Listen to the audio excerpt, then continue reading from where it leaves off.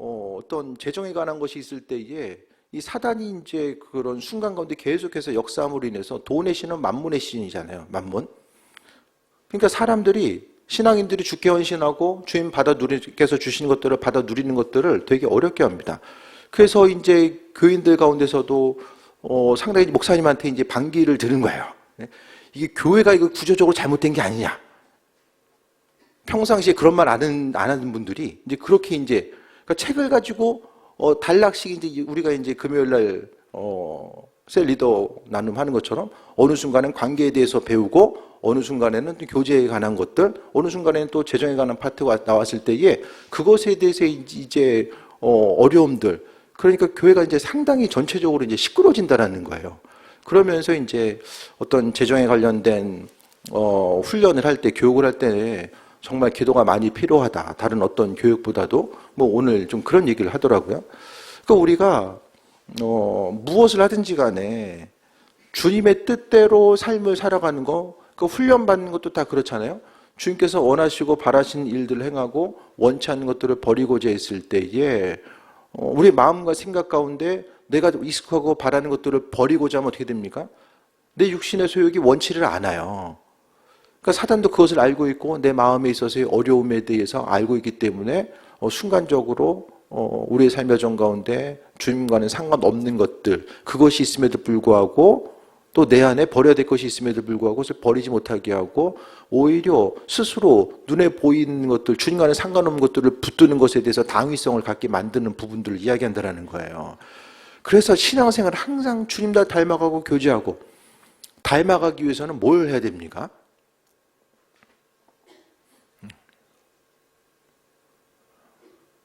상대방이 하기 원치 않는 것들은 좀 하지 말아야 되는 것도 있잖아요. 같이 공통점을 가지고 나아가기 위해서는. 그러니까 교제한다는 것은 주님이 바라시고 원하신 일들이 무엇일까에 대해서 생각하고 또 은혜 가운데 나아가는 것을 말씀하고 있습니다. 그래서 그리스도 예수께 잡힌 바 된 것. 우리의 삶의 모습이 예수께 잡힌 바 된 것. 주님께서 주인 되심에 대해서 이야기하고 예수님이 내 안에 계심에 대해서 이야기하는 거죠. 우리가 삶을 살아가면서 주님께서 주인 되신다는 거, 그 부분에 대해서 좀 돌아봤을 때에 내 삶의 주인이 예수님 되신가? 그러니까 항상 우리가 찬양을 통해서 입술의 고백을 통해서 기도할 때마다 주님이라고 계속 높이잖아요.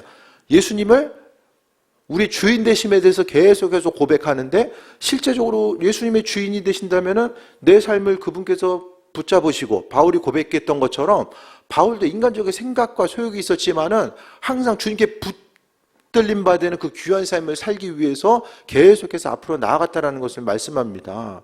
순간순간 우리의 삶의 여정 가운데 주님 원하시는 일들을 행하고 원치 않는 일들을 버리고자 하는 그런 부분들, 그게 바로 주님께 붙들림 받은 삶의 모습임을 말씀하고 있습니다. 그래서 13절에 볼까요? 형제들아 나는 내가 아직 잡은 줄로 여기지 아니하고 오직 한 일, 즉 뒤에 있는 것은 잊어버리고 앞에 있는 것을 잡으려고. 신앙생활 하면서요, 좀 스스로 어떻게 생각하세요? 좀 만족하십니까? 스스로의 신앙 여정 가운데서? 내가 그래도 신앙인으로서 이 정도, 100점 만점에 몇 점 정도 된다고 생각하십니까? 스스로 생각하기에.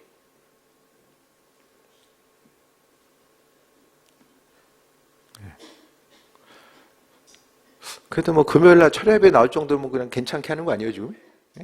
신앙생활 괜찮게 하는 거 아니에요?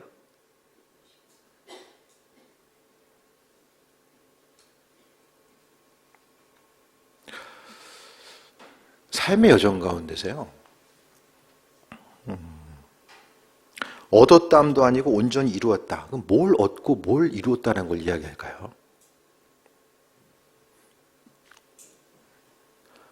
그러니까 반대로 이야기하면 그 당시 많은 이들이 나는 어느 정도의 신앙의 단계에서 이르렀다라고. 그러니까 바리새인들이 예수님께 책망받았던 것은 왜냐하면 율법을 지킴으로 인해서 스스로의 의로움을 나타낸 거예요.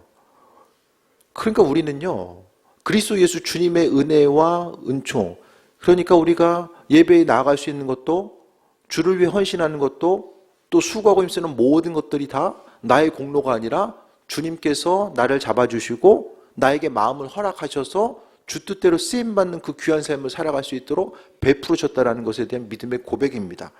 근데 잡고 또 이룬 모든 것들에 대해서 유대주의자들은 그것이 아니라 스스로의 노력과 공로로 생각했다는 것을 말씀드려요.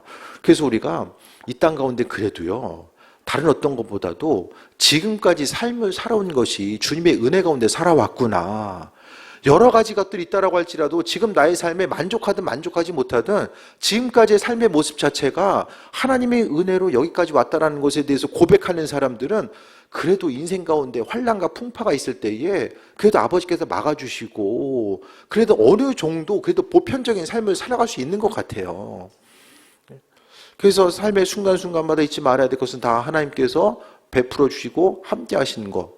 지금까지 이제 여기까지 오면서 지금 보니까요, 통계 보니까 감리교회도 거의 45%가 미자립 교회예요. 결산 4천만 원이 안 되는 교회가 이제 감리교 법상으로 미자립 교회거든요. 이게 이제 거의 45% 정도 지금 통계 보니까 되더라고요.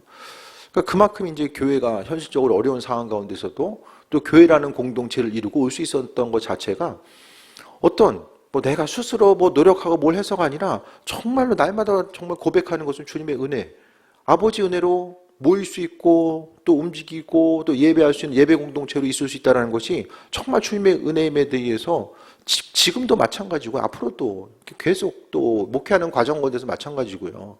우리의 삶의 여정 가운데 항상 내 인생 가운데 하나님의 자리, 주께서 베풀어 주시고 인도하심의 그 자리가 무엇인지를 기억하면서 나아가는 거죠. 그래서 잡은 줄을 여기지 아니하고 바울 정도면요 얘기해도 돼요. 내가 그동안 이렇게 노력했고 예수님 때문에 이거 포기하고 이것을 위해서 행하고 바울이었던 그 자서전을 쓴다라고 했을 때에 정말 풍성하게 많은 분량이 나올 수밖에 없었을 거예요. 하지만 그는 꼭 필요한 순간에 바울 자신의 사도성이 의심받는 그 순간, 너 바울도 뭐 하고 살았냐? 네가 왜 사도냐라는 것을 의심받는 그 상황에만 어쩔 수 없이 자신의 사도됨에 대해서 행함에 대해서 이야기하지 다른 부분에 있어서는 철저하게 다 모든 것을 주님의 은혜로서 이야기하고 그분께서 베풀어진 사랑과 은총으로서 말씀하고 있습니다. 그러면 지금까지의 삶을 주의 은혜로 여기고 살아왔다고 한다면 앞으로의 삶의 여정 가운데 미래에 대해서 근심 걱정하고 있는 것이 또 얼마나 모순입니까? 그러니까 근심 걱정한다는 건요, 뭘 이야기합니까? 지금까지 내가 나의 힘과 노력에 의해서 삶을 살아왔고 앞으로 걱정한다는 것은 앞으로도 내가 내 두 주먹 의지하고 삶을 살아가기 때문에 근심 걱정의 요소가 다가올 수밖에 없다는 거예요. 지난날의 모든 것이 하나님의 은혜이고 그분께서 베풀어 주신 사랑 가운데 지금까지 왔음에 대해서 고백하는 사람은 앞으로의 삶의 여정 가운데서도 아버지 주인 되시기 때문에 그나마 어려움이 있어도 감사로서 나아갈 수 있는 거죠. 그러면서 13절에 다시 한번 볼까요? 내가 잡은 줄로 여기지 아니하고 한 일 뒤에 있는 것은 잊어버리고 앞에 있는 것을 잡으려고 라고 이야기합니다. 지금까지 한 일도 주를 위해 헌신하고 충성했던 모든 것들은요 그냥 잊어버린대요. 그리고 앞에 있는 것을 잡으려고. 앞에 있는 것 자체가 그리스도 예수. 그러니까 바울이 서신을 통해서 다 이제 때로는 로마서나 갈라디아서 보면 이해되지 않는 부분들이 있잖아요. 그러니까 바울은 항상 머릿속에 그리스도 예수 주님 안에 거하는 것이 무엇인가에 대해서 기억하고 염두에 두면서 서신을 쓴 거예요. 바울 서신의 대부분의 핵심적인 내용은 바탕에 기저에 깔려있는 것들이 다 그리스도 예수 주님 안에 거하는 것, 그분의 공급하신 가운데 삶을 살아가는 것 자체를 말씀하고 있습니다. 그래서 이제 먼 곳을 생각하지 않아도 오늘 하루의 삶을 통해서 주님에 대해서 얼마나 기억했고 그분께 잡힌 바 된 삶을 살고자 했는가.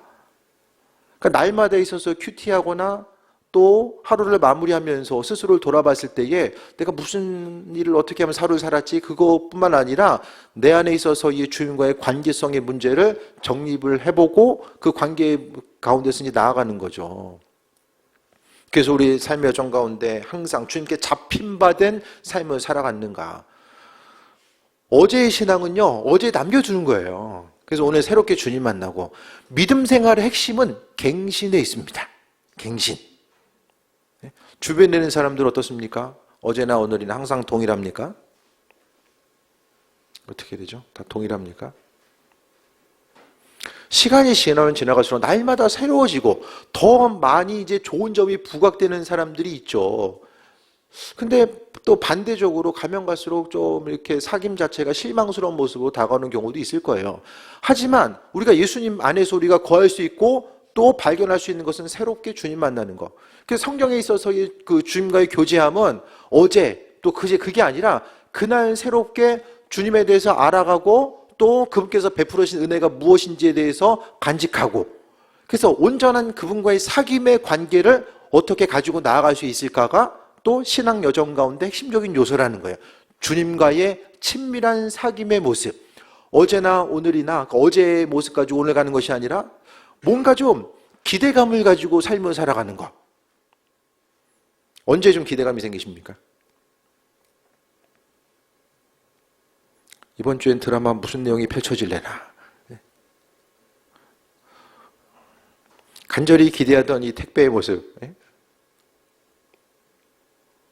해외 배송하면 일주일 걸리던데.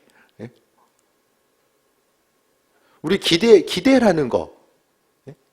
뭘 기대하는 거. 좀 기대하는 거, 기대라는 그 단어와 좀 연결지어서 여러분의 삶을 좀, 연결해서 좀 떠오르는 단어가 있으신가요? 기대함.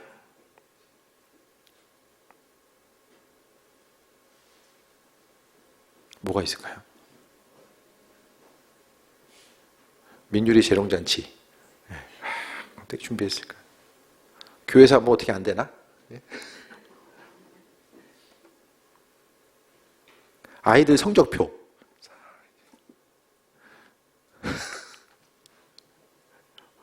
기대함의 모습 우리가 뭐가 있을까요? 삶의 여정 가운데. 성경은 우리가 제일 기대해야 되는 것이 그리스도 예수 주님과의 관계성이고 그 안에서의 은혜와 충만함임을 말씀하고 있어요. 주를 향한 기대가 없으면 믿음 생활은 제자리를 맴돌고 있거나 죽어 있는 것과 마찬가지예요. 아버지께서 하실 것에 대한 기대. 교회도 마찬가지거든요.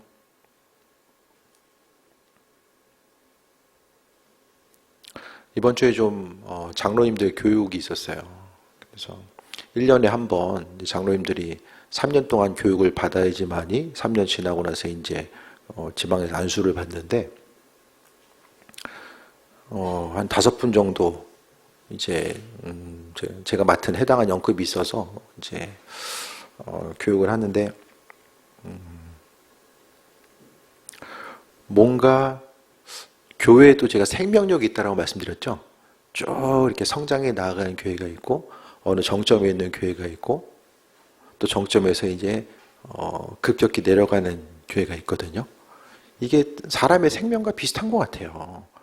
아무리 부흥하는 교회도 계속해서 몇백 년 가진 않잖아요. 어느 정도 주기가 있는데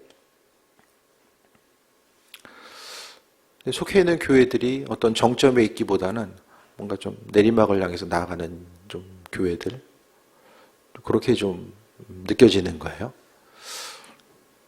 그래서 그 안에 있어서 그 교회 가운데 또 그분들이 또 사명을 또 감당해야지만이 교회가 또 세임 얻고 나아갈 수 있는 부분이 있으니까 감리교회도 그렇고 장로교회도 그렇고 장로로 세움받는다는 것은 정말 특별한 의미성이 있거든요. 그분들을 바라보면서 좀 여러 가지 교육을 하면서 생각이 좀 들었어요. 그래서 교회가 특히 좀 어려움 당할 때는 교회에 있어서 교회가 정점에서 내려온 순간에 있을 때는 교인들의 신앙도 같이 내리막을 향해 갑니다. 그 내리막을 간다는 것은 뭐냐면 결정적으로 기대감이 없는 거예요. 기대감. 살아있고 생명력 있는 교회는요, 주님께 붙들림 당했을 때에 오늘은 예배 가운데 또 기도 생활 가운데 교회 사역 가운데 주님이 어떤 일을 어떻게 행하실 것에 대한 그 기대감이 생겨요. 주님을 향한 기대감, 교회에서 행하는 것들에 대한 기대함, 어떤 무슨 행사를 하더라도 이거 그냥 해도 되고 안 해도 되는 거 이거 꼭 해야 되는가? 이게 아니라 아버지께서 이 행사를 통해서 하실 일이 뭘까? 또 교회나 가정을 통해서도 하나님께서 하실 것에 대한 기대함이죠. 그래서 기대함이 뭡니까? 결국 믿음이고요. 그게 소망이죠. 그러니까 믿음은 좀 더 일상생활인데 구체적으로 기대함이라고 하는 이 표현으로서 단어로서 연결될 수 있어요. 그래서 삶을 살아가면서 주님께서 무엇을 하실지 그분께서 허락하신 은혜에 대한 소망함과 기대함. 그래서 올 한 해를 출발함에 있어서도 어떠십니까? 그 기대함을 가지고 출발했는가? 작년 송구영 신예배 드리면서 헌금봉투에다가 뭐라고 말씀드렸어요? 기도 제목 적으라고 말씀드렸잖아요. 그거 붙들고 기도하고 계세요? 물어보면 대답 좀 할 수 있을래나? 가물가물하신 분들은 제가 오세요. 제가 좀 보내드릴 테니까 찍어가지고. 그 기대감이에요. 아버지께서 하실 것에 대한 기대함. 그게 바로 믿음이잖아요. 내게 기대감이 없는데 주님께서 그 일 가지고 행하시겠습니까? 예수님도 뭐라고 말씀하셨죠? 믿음 있는 사람들에서 행하시고요. 고향에서는 사람들이 믿음이 없음으로 해서 그분의 능력을 나타내지 않았잖아요. 마찬가지로 삶의 여정 가운데 그 기대함과 소망함이 마음속에 있는가. 그래서 잡은 것, 이전에 알고 있었던 예수님이 아니라 앞으로 새롭게 나의 삶의 여정 가운데 함께 하시고 내가 충만함으로 함께 하실 그분에 대해서 바라보고 나아가는 거죠. 14절 봅니다. 표대를 향해서 그리스도 예수 안에서 하나님이 위에서 부르신 부름의 상을 위하여 달려가노라 라고 합니다. 표대 자체가 그리스도 예수고요. 또 하나님 나라를 의미할 수도 있고요. 그리스도 예수 안에서 하나님이 위에서 부르신 부름의 상. 이 말이 어려운 것 같아도 하나님께서 은혜의 상급으로 우리에게 불러주시고 우리 한 사람 한 사람 불러주시고 사명을 맡겨주시고 사명이 있다는 건요. 하나님께서 우리에게 허락하신 은혜와 상급이 있다는 것을 이야기하거든요. 하나님은요. 이 땅 가운데 우리가 수고하는 모든 것들 다 알고 계시고 아니 어린아이 한 명 또 작은 자에게 물 한 잔 대접하는 것도 있지 않느냐 하신 하나님이 이 땅 가운데 주를 위해 헌신하는 사람들 그들의 수고와 헌신에 대해서 잊어버리시겠는가? 아니거든요. 말씀을 통해서 하나님이 우리에게 부르심의 상이 있다라고 분명히 말씀합니다. 하나님 나라에서 상이 있다라는 사실에 대해서 말씀하고 있고요. 그 상급은 부르신 부름의 상이 있대요. 우리 각 사람에게 부르신 부르심의 상급이 있다라는 거. 항상 우리는요, 아버지께서 베푸신 것들이 무엇인지를 돌아봐야 되고, 또 핵심적인 내용은 그리스도 예수 안에서. 그 상급은 어디 있어요?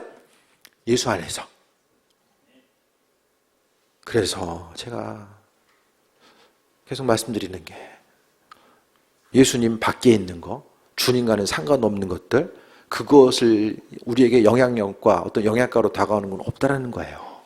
그래서 바울은 하나님의 선한 것들, 은혜와 풍성함으로 주시는 것들, 모든 것들이 다 뭐라고 이야기해요? 예수님 안에 있다라고 이야기해요. 주님 밖에 선한 것이 있습니까? 주님 밖에 선한 거, 영원히 계속되는 거. 표대를 향해서 우리의 표대는 어디입니까? 우리가 스스로 생각하고 목표를 가지고 있고 간절히 이루길 원하는 그 표대 자체는 무엇입니까? 어디에 마음을 중심을 두고 달려가고 있습니까? 바울은 그걸 지금 물어보고 있어요. 우리 정확한 목표, 표대. 그 표대가 세상에 계속 속해 있으면 항상 하나님의 말씀대로 살아가는 것이 고통스럽습니다. 하나님 하늘의 것을 말씀하고 있는데 우리의 생각 자체가 세상 것에 꽂혀 있으면 우리는 중요하다고 이야기했는데 하나님 중요하지 않다라고 말씀하시거든요. 근데 또 반대로 이야기하면 하늘의 것, 하나님이 중요하다고 말씀하시는데 우리는 별로 중요하지 않은 것처럼 느껴져요. 그러니까 항상 철길처럼 한 방향을 향해서 계속해서 마주보고 달릴 수밖에 없는 이런 환경 자체를 이야기하는 거죠. 그래서 표대를 향해서 그리스도 예수 안에서 하나님이 위에서 부르신 부르심의 상을 향해 달려간다. 바울 사도는 하나님이 위에서 부르신 상급이 있음에 대해서 바라보고 달려가고 있다라고 말씀하고 있거든요. 우리에게도 이런 소망함이 있습니까? 하나님께서 상급으로 허락하실 것에 대한 소망함이 있으세요? 정말 있으세요?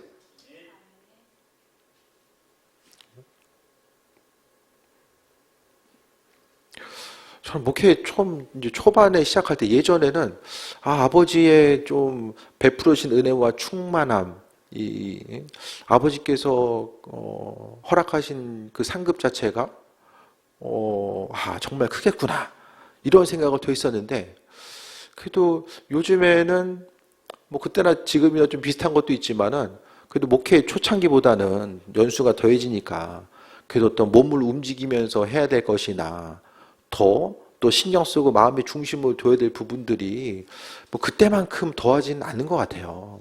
그래서 때로는 좀 생각하면서 좀 이전에는 아유 그래 아버지께서 베풀어 주시고 함께 하실 것에 대해서 기대하고 소망 가지고 현실의 모습은 더 정말 고생스럽고 신경 쓸 것도 많고 어려움이 있지만 하나님께서까지 상급을 바라면서 더 나아갔다고 한다면 요즘에는 주님 허락하신 상급보다는 좀 삶을 통해서 주님과는 상관없는 것들 좀 이제 목회 환경에 대해서 익숙해지고 또 한 해 한 해 이제 움직여지는 패턴들이 이제 나와 있고 이런 부분들 또 교회를 통해서 하나님이 동역자들 보내주시고 이런 환경 가운데서 오히려 좀 주님과는 상관없는 것들 아버지께 잡힌 바대에서 나아가야 되는데 그렇지 못한 부분들이 뭐가 있는가 하나님의 뜻보다는 좀 내 생각대로 더 움직이는 것들이 뭐가 있는가 이런 것들에 대해서 조금 더 조심스럽게 바라보게 되는 것 같아요. 그래서 앞으로 이제 삶의 여정 가운데서는 마찬가지고요. 정말 주님 마음에 합한 자로서의 삶을 살아가야 되고, 그러니까 우리의 신앙생활을 항상 하나님과의 관계성 가운데서 바라봐야 되거든요. 그러니까 믿음 생활이 잘하고 잘못하고의 기준이 무엇입니까? 그 기준 자체가 그 기준이 있어야 되잖아요. 믿음의 여정 가운데 내가 신앙생활 잘하고 있다. 아니고 잘못하고 있는데 이 기준을 어디에 둡니까? 내 생각과 경험해 보면 어떻게 되죠? 경험에 두다 보면은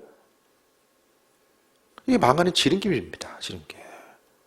그 기준을요 변하지 않는 그러니까 그 기준은 창조주 하나님 그리스도 예수께 두는 것이 마땅함을 이야기하고 있고요. 성경이 이야기하고 있는 그 기준 자체가 그리스도 예수 되심에 대해서 말씀하고 있잖아요. 그러니까 우리는요 정말 어떻게 생각하면 착각하기 쉬운데 내가 믿음 생활 잘하고 있는 것에 대해서 어떻게 됩니까? 내 옆에 있는 누군가, 내 생각과 내 옆에 있는 누군가에게 돼요. 그래서 저 사람보다 더 열심히 하고 있으면 다 잘한 것 같고 아니면 아닌 것 같고 그런데요 성경 보면요 각 사람에게 주신 1달란트, 2달란트, 5달란트 받은 사람이 있어요. 달란트의 비유가 있잖아요. 모든 사람들이 다 똑같은 사명이 있는 게 아니라는 거예요. 각 사람마다 하나님께서 주신 사명이 크게 다른 거예요.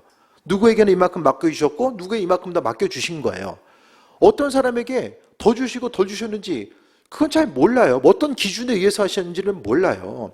하지만 그 한 사람 한 사람은요 우리는 신앙 양심과 믿음이 있기 때문에 그 각각 한 사람 한 사람에게 주신 믿음의 달란트 분량이 어느 정도인지 그래도 알아요. 그것은 주님께서 옆 사람 몰라도 그 한 사람 한 사람을 알게 하십니다.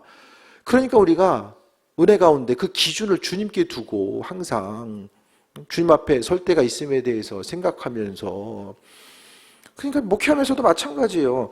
주님 앞에 설 것에 대해서 생각하지 않으면 어떤 기능적으로 직능적으로 그냥 맡은 것들 해야 될 것들 감사함으로 마땅히 해야 되니까 하고 그런 수준에 대해서 생각하면은 별로 그냥 뭐 이 정도면 뭐 잘하겠지 하고 있는 거겠지 이렇게 생각이 들지만 하지만 이제 주님 앞에 설 부분에 대해서 다시 한번 삶에 있어서의 주님 앞에 설 마지막 순간들이 있잖아요.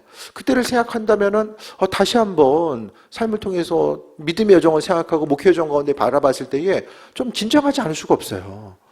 그래서 우리 한 사람 한 사람이 믿는 자로서 바울도요. 잡은 것이 아니라 오직 표대를 향해서 달려간다. 마지막 순간에 주를 위해서 그토록 수고하고 헌신했으면 이제 좀 쉼을 얻고 아버지께서 베풀어진 은혜와 상급을 바라보면서 편안함이 있어도 되는데 그건 여기서도 그렇고 디모데후서를 통해서도 그렇고 자신이 믿음을 지키기 위한 영적 싸움을 하고 있고 그것을 통해서 의의 면류관을 기대한다는 사실을 디모데에게 계속 강조하고 있거든요. 그래서 우리에게 하나님의 뜻과 인도하심이 무엇인지를 분별하면서 나아가야 되고 그 기준 자체를 주님께 두는 거예요. 우리의 신앙생활 가운데 항상 무엇을 해도 예배를 드려도 수고하고 헌신하고 봉사해도 모든 것들이 다 주님께 사로잡힘 되어서 어떤 의무나 책임감보다는 정말 주님께 사로잡힌 바 되어서 주님께서 사로잡힌 바 되었다는 것은 그분께서 우리를 잡아주심으로 인해서 그 일을 감당할 수 있는 은혜와 충만함 또한 허락해 주신다는 것 또한 말씀하고 있잖아요. 15절 봅니다. 그러므로 누구든지 우리 온전히 이룬 자들은 이렇게 생각할지, 이게 반어법이에요. 온전히 이룬 자들, 만일 어떤 일이 너희가 달리 생각하면 하나님이 이것도 너에게 나타내시리라. 스스로의 의로움을 생각하고 있는 이들에게 하나님은 그분의 선한 뜻을 비춰줄 것이다 라고 말씀하고 있고, 16절에 오직 우리가 어디까지 이뤘든지 그대로 행할 것이라. 그대로 행한다는 게 뭐죠? 주님 안에서 은혜와 충만함으로 행할 것에 대해서 말씀합니다. 결국 모든 것들은요, 주님의 뜻과 인도하심 가운데, 아버지와의 관계성 가운데 움직여야 돼요. 하나님이 하실 것에 대한 소망함 자체. 우리 믿음의 연약함이 있고 항상 갈등하고 고민하면서도 주님께 사로잡힌 바가 되지 않으면 항상 우리는요, 우리 자신에게 유리한 방향으로 선택하고 반드시 해결하고 넘어가야 될 것들도 그냥 옆으로 두고 또 그냥 가잖아요. 그것보다는 주님의 이끄심과 인도하심, 표대를 향해서 정확하게 달려갈 바가 무엇인지에 대해서 생각하고 믿음으로 인도하심 받아 나아가는 것. 그래서 우리의 신앙의 여정이 좀 주님과의 관계성 가운데 날마다 좀 새로워졌으면 합니다. 입술의 고백뿐만 아니라 정말 주님과의 관계성 가운데서 주님 때문에 기대감이 생기고, 아버지께서 어떻게 하실까?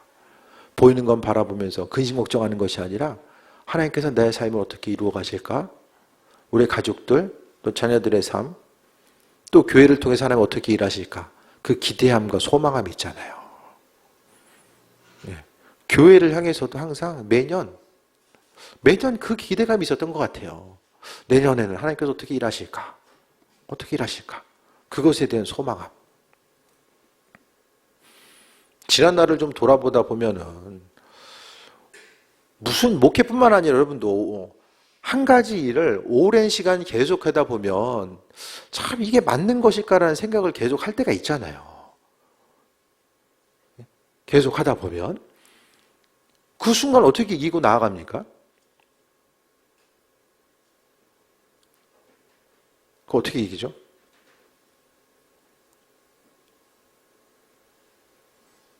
저도 몇 번의 결정적인 그 생각이 들 때가 있었어요. 야, 이렇게 하는 게 맞는 거냐? 이렇게 하는 게.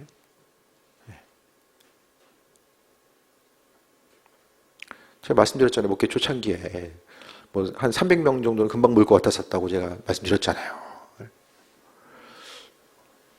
이런 수가 중요한 것이 아니라 더 어떻게 하면 존귀하게 쓰임받는 자리, 그 쓰임받는 자리로 나아가면서 이게 맞는 걸까라는 생각이 들었을 때에 그래도 항상 결론은 내년을 향한 기대감과 소망함.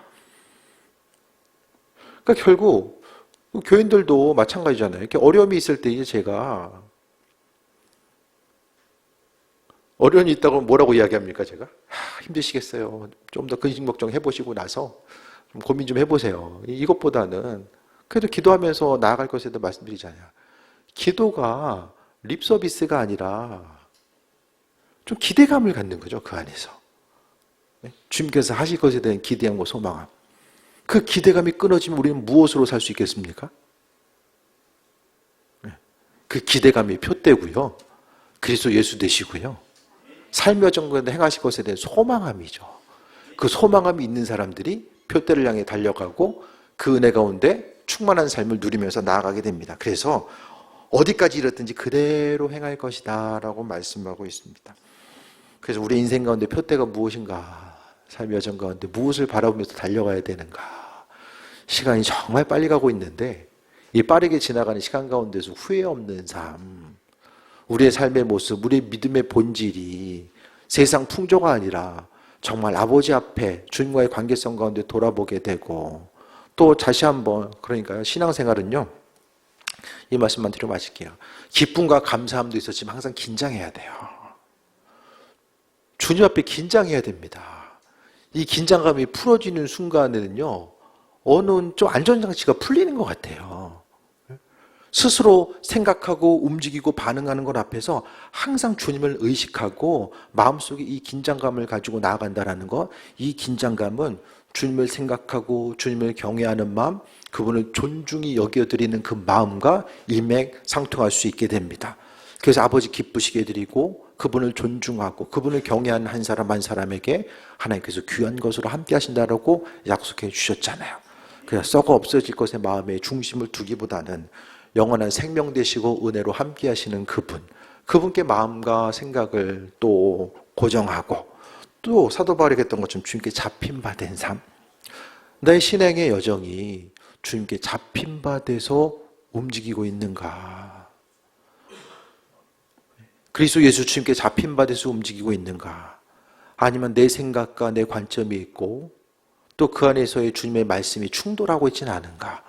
이런 부분에 대해서 다시 한번 돌아보고 내가 버려야 될 것들이 무엇인지 또 은혜 가운데 취함받고 나아갈 때 것들이 무엇인지, 그래서 이 세상 어떤 것보다도 주님과의 관계성을 제일 소중하게 여기고 또 그것을 통해서 주님 앞에 섰을 때에 아버지께서 우리 한 사람 한 사람 귀하게 여기시고 또 잘했다 칭찬하시며 또 달란트의 비유에서 2달란트 5달란트 비유에 나온 것처럼 주인의 잔치에 참여함으로 인해서 아버지께 영광 돌리고 기쁨과 소망감 누리는 또 귀한 삶 되시기를 축원드립니다.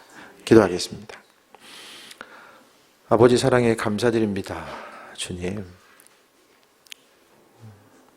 우리가 주님 앞에 서기 전 바로 그 순간이 우리 인생 가운데서 가장 그리스도 예수 주님을 친밀히 알고 아버지 은혜로서만 충만하게 체험받는 순간이 되기 원합니다. 시간이 가면 갈수록 믿음 흔들리지 않게 하시고 신앙의 원칙이 흔들리지 않게 해주시며 아버지 말씀에 목숨을 걸고 또 은혜와 충만함 가운데 주님을 기쁘시게 드리는 귀한 삶을 살아갈 수 있도록 인도하여 주옵소서.